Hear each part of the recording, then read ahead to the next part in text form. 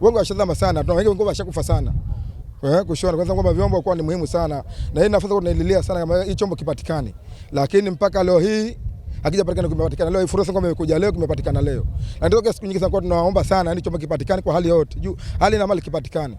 Kama kimepatikana leo itakuwa ni vizuri zaidi. Hii ilikuwa ni changamoto kubwa sana.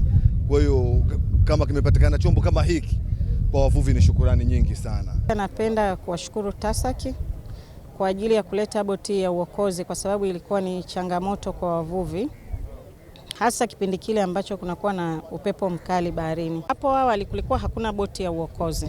Kwa hiyo kwa sasa hivi baada ya ujio wa hii boti tunaamini kwamba wavuvi watafanya kazi zao kwa amani, watafanya kazi zao vizuri kwa ajili ya kujipatia kipato chao, ambacho ni lengo pia la halmashauri, na kuhakikisha kwamba wavuvi wanavua katika hali ya usalama. Tumepokea chombo cha uokozi ambacho kinaitwa TASAC 1 rasmi.